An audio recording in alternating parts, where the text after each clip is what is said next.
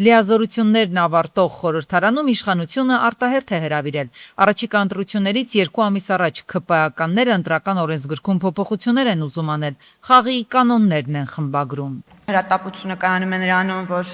սույն թվականի հունիսի 7-ին նախատեսված են ազգային ժողովի հերթական ընտրություններ։ Ընտրություններն արդյունավետ կազմակերպելու համար ըստ քաղաքացիական պայմանագրից Արուսյակ Ջուլհակյանի դեռ մեխանիզմներ են պետք։ Մեկը լավարկելու քվեարկությունը վերահսկելու արգելքի գործիքակազմը, մյուսն էլ հստակ սահմանելու, թե քաղաքական հայտ ներկայացնող թիմերը ինչ անուն պետք է ընտրեն իրենց ուժի համար։ Իշխանական падգամավորները արգելքների առաջարկ ունեն։ Օրենքի ուժով են ամրագրում, օրինակ անուն ազգանուններով քաղաքական թիմեր պետք է չլինեն։ Միայն թե падգամավորները եկել են նիստին, նախագծերին ծանոթ չեն, ընդդիմությունից են պնդում։ Լավագույնը արդեն կայքում դրված է նախագիծը, որ հասցնենք ծանոթանանք։ Հիմնավորել է իբր տեխնիկական վրիպակ է եղել եւ այլն կուսակցությունների դաշինքի մեջ անձնանուններ, տեղանուններ չգրելու հարցը։ Բայց կա նաեւ միջազգային պրակտիկա, Հայաստանի տրված խորհրդատվություն, որ ընտրություններից առնվազն 1 տարի առաջ 1 տարվանից պակաս ժամանակահատվածում խաղի կանոններ չեն փոխում։ Հիմա որևէ մեկի համար էլ գաղտնիք չէ, թե այս ընտրական օրենսգրքի փոփոխության նպատակը ինչ է։ Նախագիծը շրջանառվել է 3, չգիտեմ ինչու եք դուք եկել նիստի եւ չեք հասցրել դրան ծանոթանալ, դա իմ խնդիրը չէ, բայց խոսելով այն մասին, որ առհասարակ խորհուրդ չի տրվում, ընտրական օրենսգիրքը փոխել ընտրություններից կարճ ժամանակ առաջ, Վենետիկի հանձնաժողովը ունի նման ռեկոմենդացիա, ճիշտ եք, բայց այդ ռեկոմենդացիան վերաբերելի է միայն հիմնարար կանոններին, դրանք հետեւյալն են՝ ընտրակարգը, ընտրական հանձնաժողովներին անդամակցության հարցը եւ երրորդը ընտրական տեղամասերի փոփոխությունները։ Հարցի բուն քննարկումը դեռ չի սկսվել, իշխանական падգամավորների հիմնավորումներն այսուհանդերձ չեն համոզում ընդդիմադիրներին։ Կապ չունի, թե դուք ինչ պատճառաբանություն եք դրել, տեխնիկական ենք, նախադասությունը կեսից ջնջվել էր եւ այլն, դուք օրենսդրություն եք փոխում ընտրական ընտրություններից 2 ամիս առաջ։ Եվ եթե ինչ-որ մեկ ասում է, որ սա հիմնարար փոփոխություն չի, լուրջ եք ասում։ Ընդդիմադիր ամենամեծ քաղաքական մասնակցության հայտ ներկայացրած ուժը արդեն հայտարարել է իր անունը ու հանկարծակիորեն դուք օրենք եք ներկայացնում, որը սահմանափակում է եւ արգելում է դա անել, լուրջ։ Իշխանություն-ընդդիմություն լեզվակռիվը հանդարտվում է, երբ օրակարգը հաստատելու քվեարկության պահն է գալիս, իսկ այն այսպես թե այնպես հաստատվելու էր, միայն 40 ձայններ պետք։ ՔՊ-ի քվեարկությունը արդեն բավարար էր։ Պատգամավորները վերադառնում են առաջ բերած բուն հարցերին, հիմա արդեն 2021-ի ընտրությունների փորձին։ Անկամ եթե ինքը տեխնիկական այնպիսի վրիպակ է, որը ազդում է ընտրական միջավայրի վրա, մեր պնդումը սա է, ինչ հիմնավորումներով եք դուք դա անում։ 21 թվականի շատ է ազդել անունները ընտրական գործընթացների վրա։ Շարունակվում են օգտագործվել անձնանուններ, որոնք որևէ կերպ չեն բխում համամասնական ընտրակարգի էությունից։ Այսինքն մենք անցել ենք համամասնական ընտրակարգի, որը շարունակել է մնալ մեծամասնական։ Մինչև երկրորդ ընթերցումը միայն 24 ժամ կա, վաղն էլ նախագիծը դարձյալ падգամավորները կքննարկեն, ու այն վերջնական ընդունելու հարցը նախագահությունը կդնի քվեարկության, բայց մինչև այդ խմբակցությունների դիրքորոշումն արդեն պարզ է, տախտակին ընդդիմադիրների գույնը կարմիր կլինի, իսկ իշխանությունը կվառի կանաչ լույսը, ՔՊԱ-ական падգամավորների նախագծին։ Խորհրդարանի քննարկմանը զուգահեռ ուժեղ Հայաստան կուսակցությունը ազգային ժողովի դարպասների դիմաց հրատապ-հավաք էր հրավիրել։ Նրանք պնդում են, որ իշխանությունն ընտրական օրենսգրքում այս փոփոխությունը հրատապ է անում, որպեսզի առաջիկա ընտրություններում չլինի Սամվել Կարապետյանի անվանումը, թեպետ 2 այլ ուժերի հետ միավորմամբ իրենք արդեն հայտարարել էին դաշինքի անվան մեջ Կարապետյանի անունը եւս կար։ Կենտրոնական ընտրական հանձնաժողովը համապատասխան հայտերը ներկայացնելուց ժամեր առաջ, որտեղ կարող եմ նույնիսկ այս ձևակերպումը օգտագործել, ժամեր առաջ ներկայացվի ընտրական օրենսգրքի նման սուբստանտիվ փոփոխություն։ Ինչի եմ օգտագործում սուբստանտիվ եզրույթը, այսինքն հիմնարար բովանդակային, որովհետև Վենետիկի հանձնաժողովը հենց նման վարքագիծը արգելում է։ Այլ հարց, որ Հայաստանի Հանրապետության իշխանությունները ամեն օր խոսելով եվրոպական արժեքների մասին, կիլոմետրերով հեռվանում են այդ արժեքներից։ Եթե խորհրդարանում ընտրությունները տեղի ունենան հաջորդ կիրակի, որ կուսակցություններին ձայն կտա Հայաստանի քաղաքացին, ըստ Gallup International-ի Հայաստանում ապրիլի 1-ից 3 նկած ժամանակահատվածում իրականացված հարցման արդյունքների համաձայն ՔՊ-ն ստացել է 24.3, ուժեղ Հայաստանը 13.4, ԲՀԿ-ն 7.9, Հայաստան դաշինքը 5.5%։ Քաղաքական բոլոր ուժերը ըստ հարցումների արդյունքների որոշակի դրական տեղաշարժ են արձանագրել։ Ես ասում եմ դրական աճը կապված մեր նաև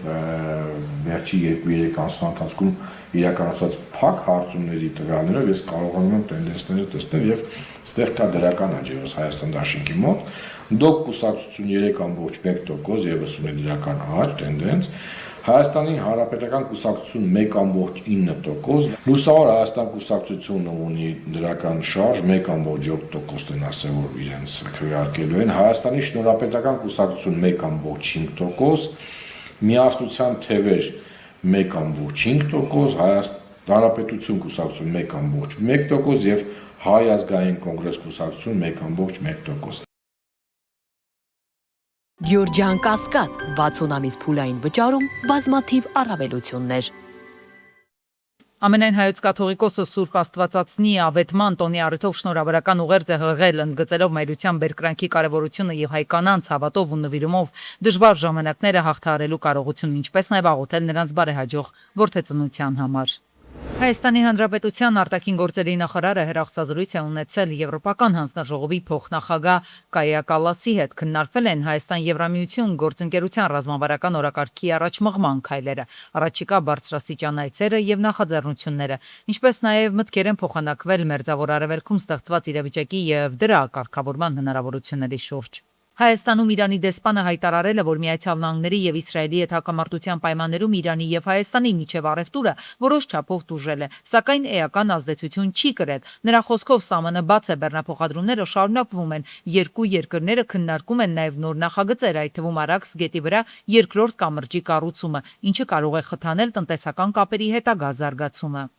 Ընթացիկ տարվա առաջին 3 ամիսներին Հայաստան է այցելել 453.138 զբոսաշրջիկ։ Այս ցուցանիշը 18.2%-ով ավելի է նախորդ տարվա նույն ժամանակահատվածում արձանագրված ցուցանիշից։ Այս մասին հայտարարել է Գևորգ Պապոյանը։ Նա նշել է, որ զբոսաշրջության ոլորտում Հայաստանը շատ լավ արդյունքներ է գրանցել։ Սա 18.2%-ով ավելի, քան 70,000 զբոսաշրջիկով ավելի է, քան նախորդ տարվա նույն ժամանակահատվածի ցուցանիշ։ Պապոյանը մատնանշել է, որ սա Հայաստանի զբոսաշրջային վիճակագրության պատմության մեջ ռեկորդային ցուցանիշ է։ Բժիշկները չեն կարողանում բարձրաձայնել իրենց մասնագիտական խնդիրները, քանի որ հաճախ դրա պատճառով ենթարկվում են ճնշումների բժշկական հաստատությունների ղեկավարության կողմից։ Սրա մասին խոսել են խորհրդարանի մի խումբ падգամավորներ եւ ոլորտի մասնագետների հետ միասին որոշել են պտտվել մայրաքաղաքի պոլիկլինիկաներով եւ հիվանդանոցներով։ Падգամավորները բժիշկների հետ խոսել են, այդ թվում առողջապահության ապահովագրության համակարգին ներդրման արդյունքում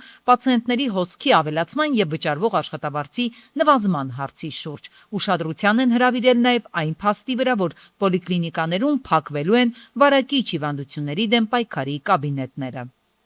Առաջին հերթը աշխատավարձներն է իջե մեր ֆիզիատրների։ Այստեղ կարևոր է բժիշկների ծանրաբեռնվածությունը, որ մեծանում է։ Դուք արդյոք դրան զուգահեռ բարձրացնում եք նրանց եկամուտները։ Արդյոք նրանց ծանրաբեռնվածությանը համահավասար են այն հնարավոր վարձատրությունը եւ փոխհատուցումները, որոնք որ պիտի արվեն պետության կողմից։ Տեղեկացված եք, որ նախարարը խորհուրդ է տալիս, որ ֆիզիատրները, ինֆեկցիոնիստները վերապատրաստվեն, վերապրոֆիլավորվեն, ընտանեկան բժիշկ դառնան, որովհետեւ այս կաբինետները նախատեսվում է ըստ նախարարի նախատեսվում է փակել պոլիկլինիկաներում։ Իսկ հիվանդների վիճակը ո՞նց է լինելու։ Եթե մենք այս կաբինետները փակում ենք ու իրանց վերապրոֆիլավորում ենք որպես ընտանեկան բժիշկ, ստացվում է, որ օրինակ եթե նույնիսկ բերովի մի հատ դեպք եղավ կամ օրինակ միտեղ բռնկում եղավ, ճիշտ արձագանք չի լինելու, ունենալու ենք ոչ թե լոկալ ինչ-որ խնդիր, որը որ կարող ենք լուծել, այլ համաճարակ։ Ինչպես եւ նախատեսել էինք, ապրիլի 24-ին Ծիծեռնակաբերդի հուշահամալիրում բոլոր սկսված աշխատանքները ավարտված են լինելու։ Այս մասին լրագրողների հետ զրույցում նշել է Կրթության, գիտության, մշակույթի, սպորտի նախարար Ժաննա Անդրեասյանը։ Հիշեցնենք, որ արդեն երկար ամիսներ Ծիծեռնակաբերդի հուշահամալիրի վերանորոգման աշխատանքներն են իրականացվում։ Դա առաջացրել էր հասարակության որոշ շրջանների մտահոգությունը, որ գուցե նպատակը հուշահամալիրը քանդելն է։ Նոր լրացումներ են նախատեսում կատարել տեսալսողական մեդիայի մասին օրենքում։ Փոփոխությունները ազգային ժողովում ներկայացրել է բարձր տեխնոլոգիաների նախարարը։ Առաջարկում են, որ հեռարձակողները արհեստական բանականությամբ կամ այլ թվային տեխնոլոգիական լուծումներով գեներացված հեռուստաբովանդակությունը հեռարձակելիս պարտադիր եւ հստակ կերպով տեսանելի հատվածում մակնշեն դրա մասին։ Մխիթար Հայրապետյանի խոսքով վերահսկողությունն ու մոնիթորինգը իրականացնելու է հեռուստատեսության եւ ռադիոյի հանձնաժողովը։ Եթե պատկերների կամ տեսանյութերի պարագայում պարտադրվելու է օրենքով, ինչպես նաև հանձնաժողովի ներքին իրավական ակտերով, ուրեմն հեռարձակման կամ նյութի սկզբում եւ վերջում տեսանելի շրիֆտով եւ պատկերով գրված լինի, գեներացված է ԱԲ-ի կողմից, լսողական հաղորդումների պարագայում հաղորդման սկզբում պիտի հայտարարվի այդ մասին եւ վերջում ռադիո հեռարձակվող բովանդակության վերջում պիտի հայտարարվի։ Այս գիշեր մի ամբողջ քաղաքակրթություն կկործանվի եւ այլևս հետ չի բերվի։ Այս մասին True Social-ի իր էջում գրել է ԱՄՆ նախագահ Դոնալդ Թրամփը։ Նրա խոսքով այս գիշերը կարող է դառնալ պատմության ամենակարևոր պահը։ Հիմա, երբ մենք ունենք ամբողջական եւ լիակատար վարչակարգի փոփոխություն, որտեղ գերակշռում են այլ ավելի խելացի եւ պակաս արմատականացված մտքեր, գուցե ինչ-որ հեղափոխականորեն հրաշալի բան տեղի ունենա, ով գիտի։ Մենք դա կիմանանք այս գիշեր աշխարհի երկար ու բարդ պատմության ամենակարևոր պահերից մեկում։ Հայտարարել է Թրամփը։ Նա հավելել է, որ շորթման, կոռուպցիայի եւ մահվան 47 տարիները վերջապես կավարտվեն։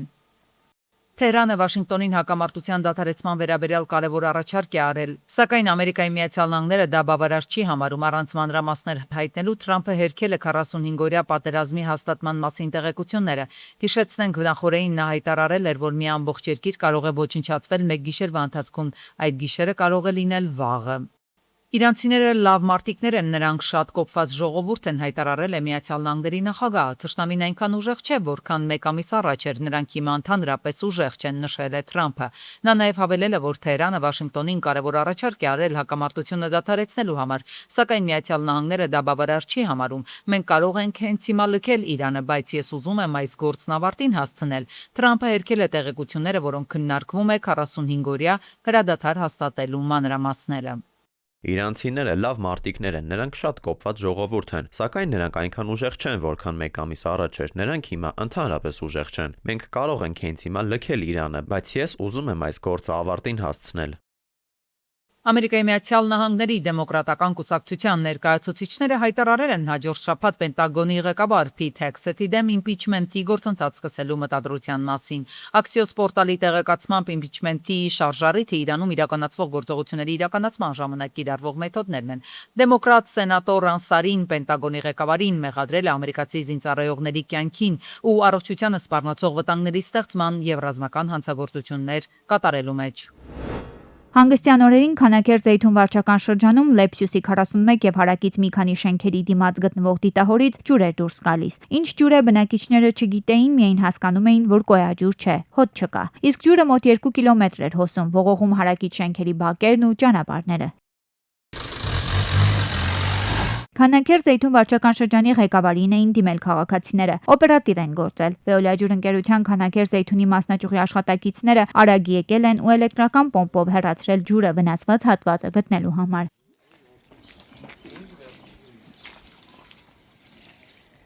Այ որ միշտ այսպես օպերատիվ գործեն Veolia ջուրը, թաղապետարանները, հաստատ ժողովուրդը կշահի։ Փոխարենը արտակարգ վիճակ է Երևանի խոշոր կրթական օջախներից երկուսի թիվ 188 հիմնական դպրոցի եւ Մխիթար Սեբաստացի կրթահամալիրի մայր դպրոցի տարածքներում։ Կեղտաջրերը ողողել են այդ հատվածը, տարածվել է սուր եւ տհաճ գարշահոտ։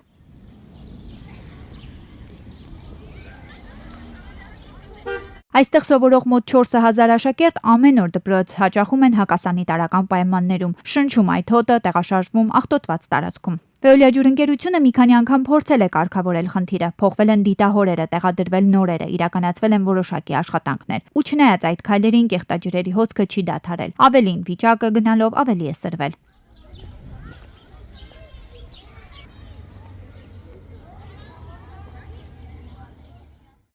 Բնակիչները եւ ծնողներն ի վերջո պահանջում են, որպեսզի պատասխանատու կառույցները միավորվեն, քայլեր ձեռնարկեն ու խնդիրը լուծեն վերջնականապես։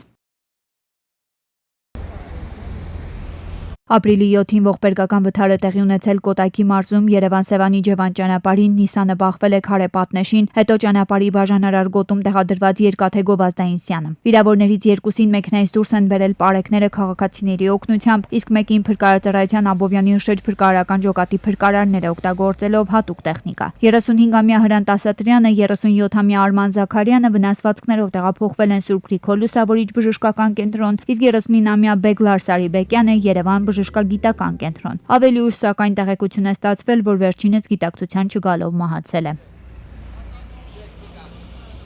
Կոտայքի պարեկներն ու Աբովյանի քննչական բաժնի քննիչները պարզել են, որ ավտոմեքենայում եղել են ոչ թե 3 հոգի, այլ 4 հոգի։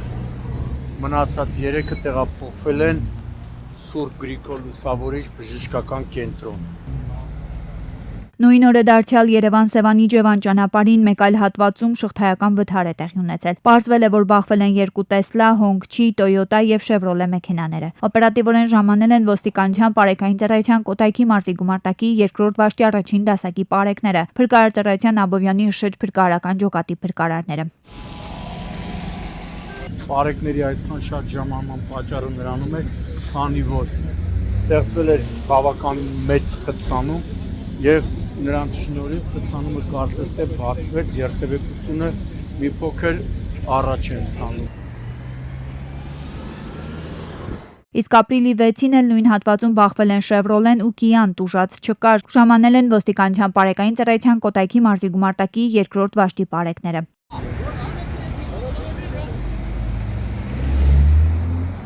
Ապրիլի 6-ին թուրքական համարանիշներով Mercedes բեռնատարը Սիլիկյան թաղամասից դեպի հյուսիս-հարավ նոր կառուցված ճանապարհի մոտ բախվել է մեկ այլ բեռնատարի։ Հետո առաջընթացել անցել բազալտե եզրաքարի վրայով, կոտրել երկաթե էլեկտրասյունը, հետո բնակչի տան Պարիսն ու հայտնվել մայթին։ Հավաքվածների խոսքով մեկ վիրավոր կա ու այս տեղեկությունը ճշտվում է։ 30 րոպե այստեղ ենք պարեկային ծառայության Երևան քաղաքի գնդից ոչ մի պարեկ չկա, որպեսի գոնե անվտանգությունը պահպանեն։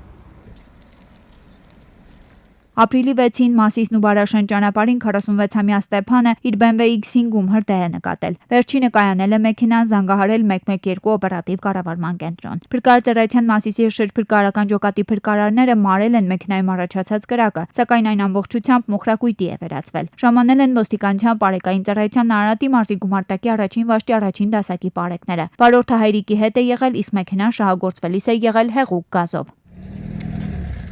Հետո ասում են հեղուկ գազը ապահով է։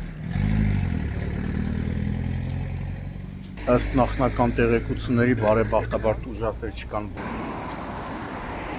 Եվ ապրիլի 6-ին հարավարևմտյան թաղամասի Բաբաջանյան փողոցից դեպի նոր կառուցվող Շիրակի փողոց տանող ճանապարհին գտնվող կամրջի վտանգավոր եզրագիծը մի երիտասարդ էր անցել, սպառնում էր նետվել։ Փրկարարները, Փրկարարծրայության հոգեբանը, Շենգավիթի եւ Մալաթիայի համայնքային ոստիկաններն ու շտապօգնության բժիշկը Բուժքրոջ հետ մոտ 30 րոպե բանակցություններ են վարել տղայի հետ, ինչից հետո կարողացել են նրան կամրջի երկաթե ճաղավանդակի հակառակ կողմից տեղափոխել անվտանգ վայր։